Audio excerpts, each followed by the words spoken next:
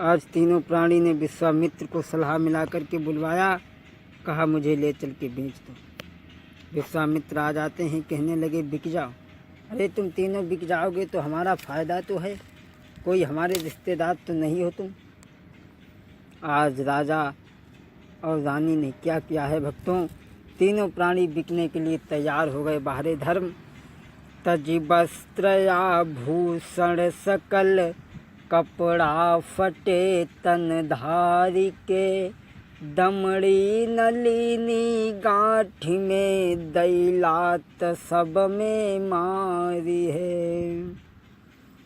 राजा कहने लगा, महाराज मैं 60 भार में आपका सोना जरूर दूंगा। सूरज टले चंदा टले, चाहे चले जगत व्यवहार, ए न हरिश्चंद्र का कभी टले सत्य विश्वास। कछुआ के पीठ पर बार जमाए, गैया शेर को पछाड़ दे। सूरज पूरब की बजाय पश्चिम में उगने लगे, लेकिन हरिश्चंद्र, चंद्रमा आग उगलने लगे, लेकिन हरिश्चंद्र अपने सत्य से कभी डिग नहीं सकता। तीनों प्राणी भक्त चले हैं तो आज क्या दशा है। विश्वामित्र लेकर के चले हैं तो तीनों प्राणियों ने बाहर निकले हैं, कहने लगे हे जन्मभूमि माँ, मैं अब तुम्हें छोड़ करके जा रहा हूँ। तीनों प्राणी बिकने के लिए चल दिए तो भक्तों क्या हालत थी। आरे गई अब उदासी छाई, बिकवे जाई रहे तीनों प्राणी। अरे गई अब उदासी छाई, बिकवे जाई रहे तीनों प्राणी। अरे हरिचंदन ने सत नहीं छोड़ो, तारावती ने मुख नहीं मोड़ो। भैया पेज सती की ठानी, अपनी छोड़ी चले रज धानी, अपनी छोड़ी चले। 4 बजे की रात अंधेरी,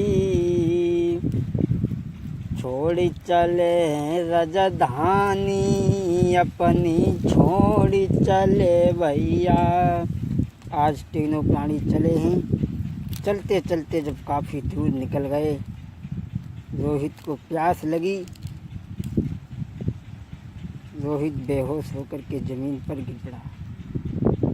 तारा कहने लगी, स्वामी सत्ता लो, मेरा बेटा मर जाएगा, कहीं पानी पी लो। हरिश्चंद्र कहने लगे, तारा जब तक मेरा राज्य है मैं पानी नहीं पीऊँगा, तुम मर जाओ या तुम्हारा बेटा मर जाए, लेकिन मैं अपने धर्म को नहीं डिगने दूँगा। और चलने लगे। रानी तारा भी ज़मीन पे पछाड़ खा करके गिर पड़ी, कहने लगी, महाराज अब हमसे भी नहीं चला जाता। विश्वामित्र ने देखा कि तीनों परेशान हैं, तो हाथ में कमंडल लेकर के आए और रोहित के पास में पहुँचे। बोले, बेटा धीरे धीरे बोले, पानी पी लो, पानी पी लो, पानी पी लो। ए धीरे धीरे बोले, पानी पी लो, पानी पी लो, पानी पी लो। ये साधु लेकर आया है और ऐसे वचन सुनाया है। धीरे धीरे बोले, पानी पी लो, पानी पी लो, पानी पी लो। पी लो जल्दी से तुम तीनों नीर, नहीं तो हुई जीवन की आखिर। अरे तुम तीनों मर जाओगे तो हमारा कर्जा कौन चुकाएगा। हरिश्चंद्र कहने लगे, महाराज मैं आपका कर्जा चुकाऊंगा। तीनों प्राणियों ने भक्तों जल नहीं पिया। चलते चलते काशी नगरिया में पहुंच गए। विश्वामित्र ने काशी में पहुंच करके आवाज़ लगाई, जिस किसी को स्त्री, बच्चे और जवान की ज़रूरत हो वो आ जाए। अरे भैया बोली लगाई है, क्या हालत है भक्तों। अरे बकासी के बीच नगरिया में, ओ नगरिया में मिन्नी कीमती हुई रही बजरिया में। हाय हाय कीमती होती बजरिया में। भैया काशी के बीच नगरिया में, नगरिया में भैया कीमती होती बजरिया में। इतना कौंधा हो तू बजरिया में, बजरिया में भैया कीमती हुई रही बजरिया में। तीनों प्राणी ठगे से ठाणे, इतना कौंधा हुई रहो बजरिया में भैया कीमती हुई रही बजरिया में। हरिश्चंद्र ने आवाज़ लगाई, जिस किसी को बच्चे या पुरुष की ज़रूरत हो आ जाए। एक आ गया, कहने लगा महाराज कितने में बेचोगे? बोले 20 बार सोना इसका, 20 बार सोना इसका और 20 बार सोना इसका। बोले महाराज कुछ कम नहीं करियो? बोले कम नहीं करेंगे कि सुबह से मूड ख़राब करके रखा है, लेना हो तो लो, नहीं चलो आगे बढ़ के। उसी वक्त भक्तों एक ब्राह्मण आ जाता है और उसने रानी तारा को 20 भार सोना दे करके खरीद लिया और पुत्र को 20 भार सोना दे करके उसने खरीद लिया। तब तक एक कालू नाम का मेहतर आ गया। उसने पूछा इसकी कीमत क्या है इस जवान की? बोले इसकी 20 भार सोना है। उसने राजा हरिश्चंद्र को खरीद लिया भक्तों, लेकर के चलने लगी। राजा सोचने लगा आज मैं अपने हाथों के सामने, अपनी आँखों के सामने अपनी पत्नी और बच्चों को बेच रहा हूँ भक्तों। अरे आँखिन भरो भूप के नीरे, और बिक गए आज बे तीनों प्राणी। आँखिन भरो भूप के नीर, तीनों बिक गए भैया प्राणी। तीनों प्राणी बिक गए भक्तों। इधर रानी तारा ब्राह्मणी के घर में काम करती है और रोहित पूजा के लिए रोजाना फूल तोड़ करके लाता है। इधर हरिश्चंद्र को ले जा कर के कालू मेहतर ने एक घड़ा पकड़ा दिया। कहा ले घड़ा तू नीर भर के लाएगा जमुना से। घड़ा भर के लाते हैं और एक दुकान नियुक्त कर दी। कहा कि तुम इससे ही राशन पानी लेते रहना और खाते रहना। हरिश्चंद्र ने उस दुकान से दाल आटा चावल लिया। भोजन बनाने के लिए बैठे और बना कर के जैसे ही खाने के लिए तैयार हुए तो कपटी विश्वामित्र ने आकर के भिखारी के रूप में आकर के कहने लगे मैं 4 दिन का भूखा हूँ, मुझे भोजन नहीं मिला। हरिश्चंद्र सोचने लगे अरे मैं तो 2 ही दिन का भूखा हूँ, ये 4 दिन का भूखा है। तो सारा भोजन उस भिखारी को दे दिया। अगले दिन दाल आटा चावल लिया, बनाने के लिए बैठे, बना करके तैयार किया, खाने के लिए तैयार हुए। तब तक एक बिल्ली ने आकर के सारा भोजन धूल में मिला दिया।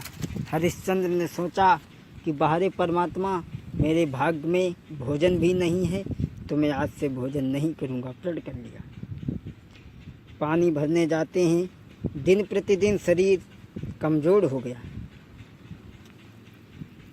शरीर में इतनी शक्ति नहीं है कि वो घड़ा उठा सके। घाट पे पहुँचे, घड़ा को भर लिया। अब देख रहे हैं कोई आ जाए तो घड़ा उठवा दे, लेकिन वहाँ कोई नहीं आया। शाम के समय वही रानी तारा आ जाती है। हरिश्चंद्र ने देखा तारा अब तुम आ गई हो तो मेरा घड़ा उठ जाएगा। तारा क्या कहने लगी स्वामी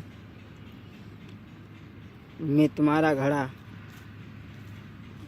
नहीं उठवा सकती। हरिश्चंद्र कहने लगे रानी मेरा घड़ा उठवा दे।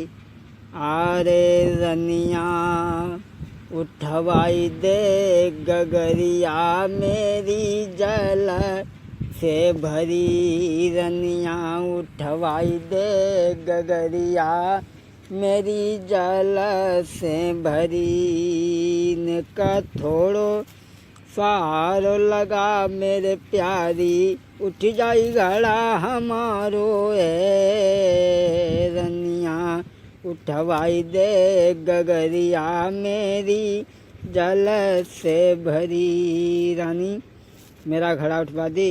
अरे कालू मेहतर को मैं नौकर हूँ, देवे लाखों गारी है अगर मुझे देर हो गई तारा। अरे कालू मेहतर को मैं नौकर हूँ, लाखों देवे गारी लेवे डंडन ते खबरिया, उठवाई दे गगरिया मेरी जल से भरी। तारा तारा कहने लगी, महाराज मैं तुम्हारा घड़ा नहीं उठवा सकती। क्यों? तुम्हारे हाथ में एक मेहतर का घड़ा है और मेरे हाथ में एक ब्राह्मण का घड़ा है। मैं घड़ा तो नहीं उठवा सकती हूँ, मेरा धर्म नष्ट हो जाएगा, लेकिन मैं तुम्हें युक्ति बता सकती हूँ। जल गहरे में घुस जाऊँ स्वामी, और ने कसारो पानी को मिल जाएगो। आप जहले घर में जल में घुस जाएं और घड़ा को उठा लें। हरिश्चंद्र कहने लगे, तारा अब तुमने तो मेरा घड़ा नहीं उठवाया, अब मैं खुद अपने हाथों से उठाऊंगा।